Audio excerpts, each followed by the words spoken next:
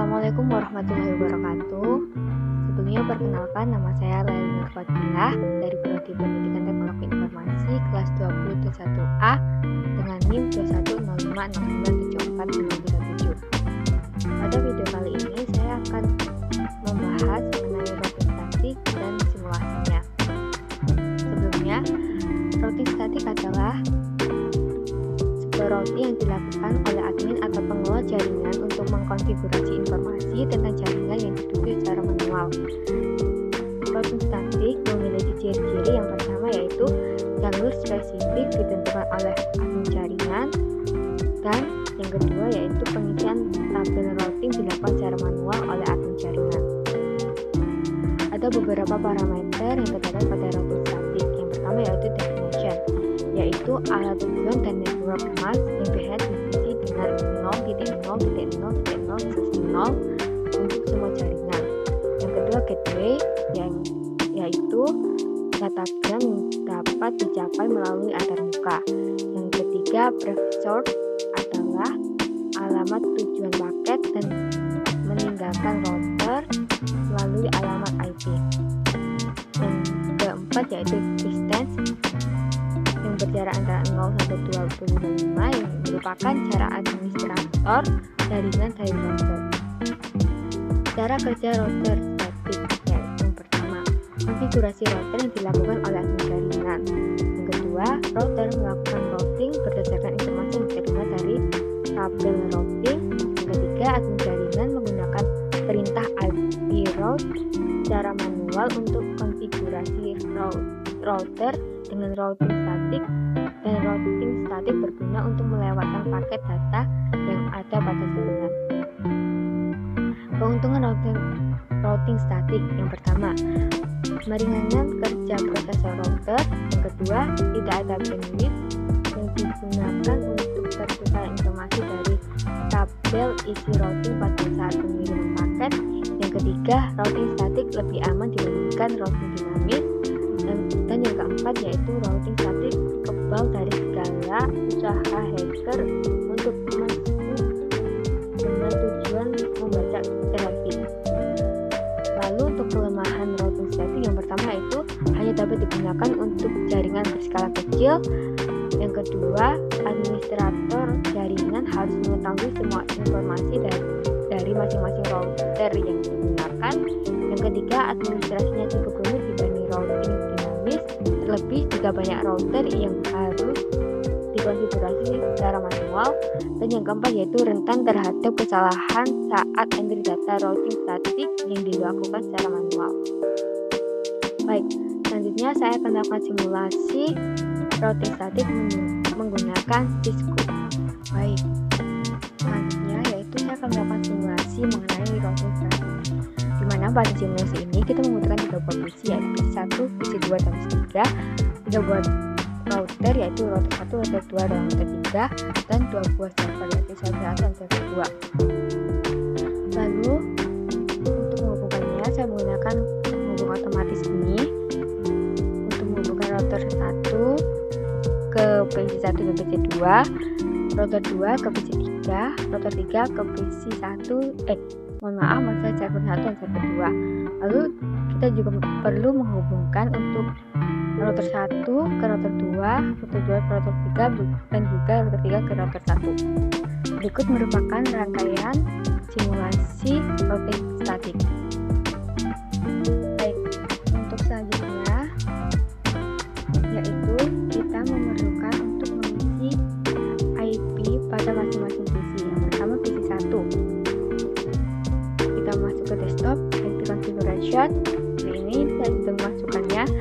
Untuk IP address PC 1 yaitu 192.168.1.1 dengan subnet masknya 255.255.255.192 dan default gateway-nya yaitu 192.168.1.62. Untuk PC 2 sendiri yaitu memiliki IP address 192.168.1.65 dengan subnet masknya 255.255.255.192 dan default gateway-nya 192.168.1.126. Lalu untuk PC3 memiliki IP address 192.168.1.53 dan subnet masnya 255.255.255.28 dengan default gateway-nya 192.168.1.254. Selanjutnya kita juga mengisi pada server 1, di mana untuk IP address server 1 yaitu 33.33.1 dengan subnet masnya 255.255.255.0 dan default gateway-nya 33.33.33.3. Lalu untuk server 2 memiliki IP address 43.43.43.1 dengan subnet masnya 255.255.255.0 dan default gateway-nya 43.43.43.3. Lalu pada router, untuk router 1 kita masuk ke config, lalu pada fast ethernet 0/0 kita on-kan port statusnya, lalu kita beri IP address-nya yaitu 192.168.1.62 dengan subnet masnya 255.255.255.1.2. Untuk fast ethernet 1/0-nya juga kita on-kan port statusnya, lalu kita isikan IP address-nya yaitu 192.168.1.126 dengan subnet masnya 255.255.255.192. Lalu pada serial 2/0 kita on-kan juga port statusnya, lalu untuk IP address-nya yaitu 12.12.12.1 dengan subnet masnya 255.255.255.0. Lalu untuk serial 3/0-nya kita on-kan juga port statusnya, lalu untuk IP address-nya yaitu 13.13.13.1 dengan subnet masnya 255.255.255.0. Kedua, router 2. Untuk router 2 kita aktifkan hanya pada fast ethernet 0/0. Untuk fast ethernet 1/0 karena tidak diperlukan maka tidak usah dinyalakan, di-on-kan. Oke, untuk fast ethernet 0/0 pada router 2 kita on-kan port statusnya, lalu kita beri IP address 192.168.1.254 dengan subnet masnya 255.255.255.128. Lalu untuk serial 2/0 kita on-kan juga port statusnya dan kita beri IP address-nya yaitu 12.12.12.2 dengan subnet masnya 255.255.255.0. Untuk serial 3/0-nya kita on-kan juga port statusnya, lalu untuk IP address-nya yaitu 23.23.23.2 dengan subnet masnya 255.255.255.0. Lalu yang terakhir yaitu router 3. Untuk router 3 sendiri fast ethernet 0-nya kita on-kan dengan IP address 23.3.3.3 dengan subnet masnya 255.255.255.0. Lalu untuk fast ethernet 1/0 kita on-kan juga, lalu kita beri IP address 43.43.43.3 dengan subnet masnya 255.255.255.0. Dengan serial 2/0-nya kita on-kan juga dengan IP address 13.13.13.3 dengan subnet masnya 255.255.3 dengan subnet masnya 255.255.255.0. Setelah kita mengisi semua tadi, selanjutnya yaitu kita memasukkan routing statiknya. Router 1 ini kita masuk ke routing statik. Ini kami memasukkan beberapa network address-nya. Yang pertama yaitu 192.168.1.25/12.12.12.2. Lalu yang kedua adalah 3.3.3.3.0/24/13.13.13.3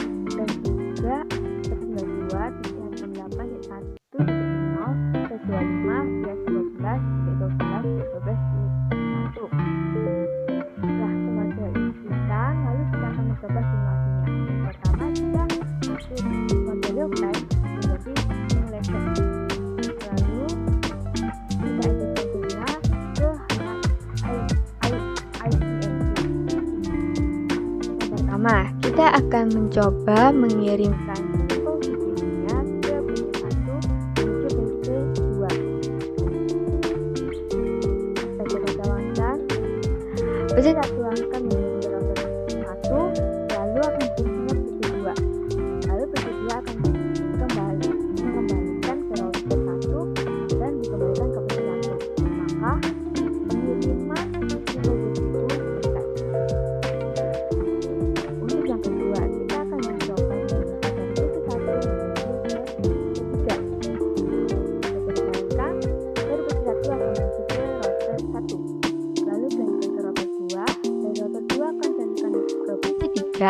Lalu PC3 akan kembali ke router 2, lalu dari router 2 akan kembali ke router 1 dan akan dikembalikan lagi ke PC1. Maka pengiriman sukses. Lalu yang ketiga akan mengirimkan dari PC1 menuju ke server 1. Yang pertama kita jalankan, maka dari PC1 akan ke 1, lalu akan menuju ke router 3, dari router 3 akan ke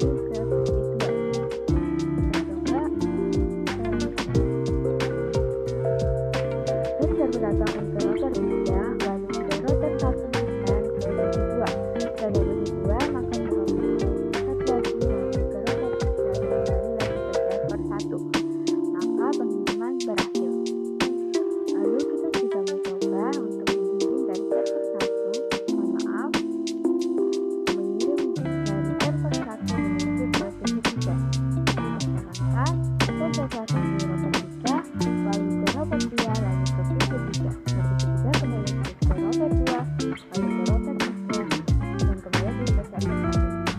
Selanjutnya start. Dari sinyal tadi kita mengetahui bahwa simulasi tersebut berhasil. Lalu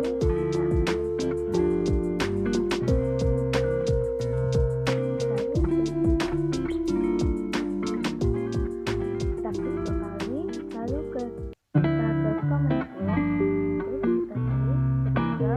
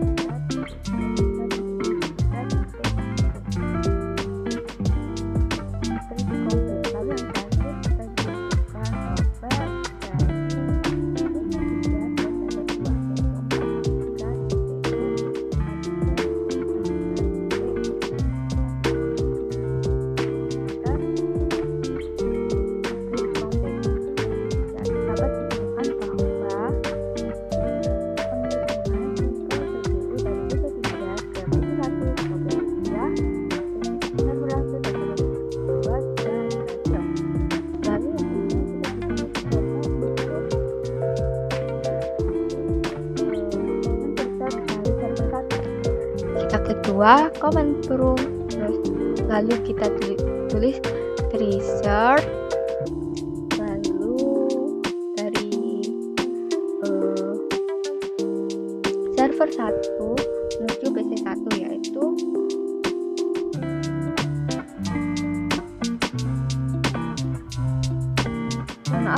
maksud saya dari server 1 menuju ke server 2 terlebih dahulu, yaitu 43.43.43.1.